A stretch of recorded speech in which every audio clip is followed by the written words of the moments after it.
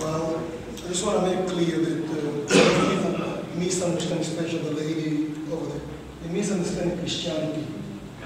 They have to understand that there is two forces at stake, which people don't talk about. Satan, I say, Satan exists.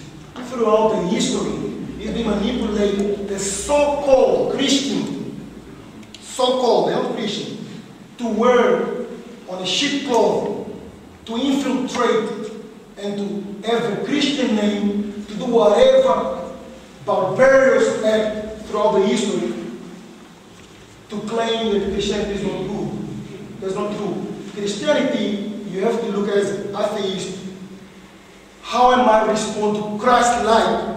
If you know that Christ was this proper person, not using vulgar word, then you can identify who real Christian is.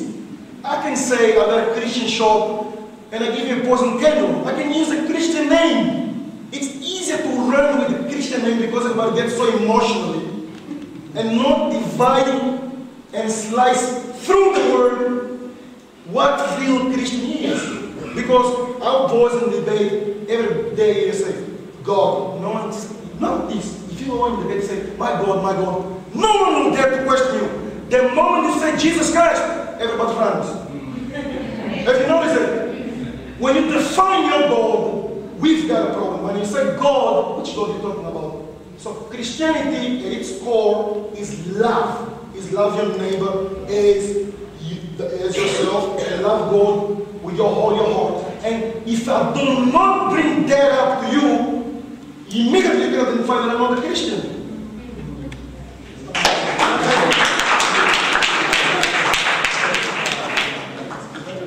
I think what we should understand about this debate is that it's equating blasphemy, a religious topic, with hate speech, which is a legal topic. It's got, like, it's encompassed in our constitution. It's got nothing to do with religion. Even if our constitution is founded on values of equality, freedom, and dignity. Okay, and it involves respecting someone's religion and everything. So as we know that everything based on a legal sense should be implies evidence. Like in law, everything's based on evidence. Okay, so as that gentleman was speaking there about someone saying that his what did he say? His stepmother is evil or whatever. Okay, it is only wrong if you can prove that your stepmother was not evil or whatever. And by that, the fact that she existed among people means that it's going to be quite easy for you to prove. You can go to a neighbor and say, was she evil? You can even submit their birth certificate or their death certificate to prove that they existed, to prove that they existed before you prove whether they were nasty or whatever. So again, with what the example you just gave this gentleman right now about, yes, you gave a similar example saying that your stepfather was this. It's about, it's like, I'm not saying this is not a religious so much as the legal thing. So he has to prove my stepfather first of all didn't exist and blah blah blah. So therefore he wasn't evil. Okay. The problem that, okay, I'm a Christian, but the problem that but I fail for in totality for this freedom of speech thing. So the problem that I think atheists have with Christianity is that they say, now I've got a problem if someone tells me you stupid to believe that Jesus exists. That is hate speech, you know, because I can prove that I'm not stupid, you know. But if someone says that Jesus is stupid, if the atheists say Jesus is stupid, Jesus is stupid, then religiously it's wrong. But then we're equating this. So are you saying that it's more serious to insult you than to insult Jesus? I'm saying it's more serious to insult Jesus than to insult me. But you must notice that while I read outside this law, so that blasphemy is hate speech. Hate speech has nothing to do with religion. It's got something to do with religion. A lot of blasphemy is hate speech. Can I finish my point, please? I thought you were saying the same point. Yeah, the problem with that atheists have with Christianity is that they say Jesus is bad, Jesus is whatever. Religious is that. Okay, they say Jesus is bad. Okay, cool. Like they say in the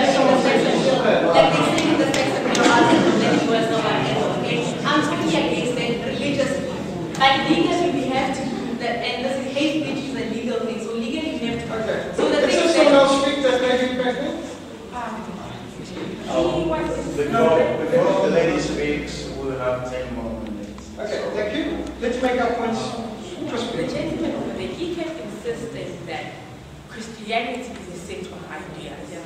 And so when you become offensive towards Christianity as an idea, they do not be offensive to the person who is a Christian. I have a problem with that.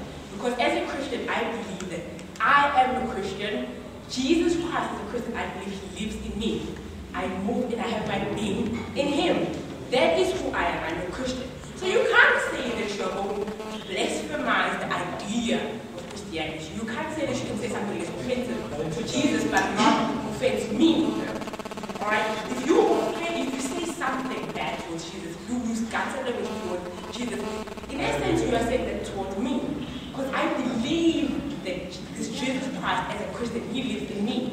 I move and I have my being in him. You should try to blasphemy. That's the thing. That's one of the issues. People don't have this about blasphemy. Thank you. If I could just say before we go on to the next, please remember that these brave atheist souls who come to give their, even if they don't think they've got souls, these brave atheist individuals who are articulating our position, they are not trying to defend the blasphemy that was in the magazine. They're saying they're not for, and I quote, they said pathetic, vulgar, juvenile. So don't direct any hostility about that to them. They're not responsible for that. And they personally distance themselves from it. And we, as Christians, have said, many of us here, we welcome criticism, we welcome objective debate, we welcome examining the evidence. What we talk about is abusive, malicious talk, which is another category. There's someone there as well? Yes. Okay, yes. I think this is a clear thing. We heard about the rules of the university when we enrolled here. Also get a good example from another gentleman. I think in South Africa we have a freedom of movement. But you know, when you travel to another country, there is also immigration laws. You can't go to another country without a passport, or you need a visa. So that doesn't mean that, no, it's not a freedom of movement. There are laws. If you're South African, you can move around.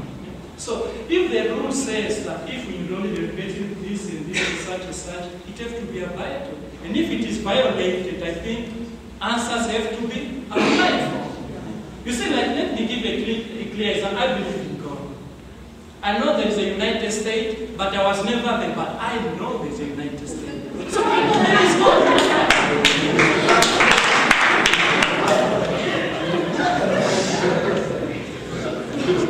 Please stand up and speak up. Let's hear.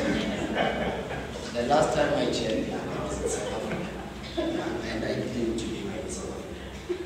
South African Constitution, as my country, says you have a right to say whatever you like. Probably not those words.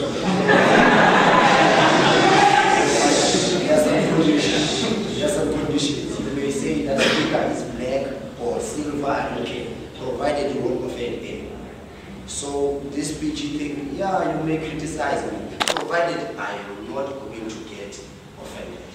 Well, actually, I think we need to define that, because we're not saying it's not right to offend someone. Sometimes the truth can offend people. What we're saying is you cannot be abusive, malicious.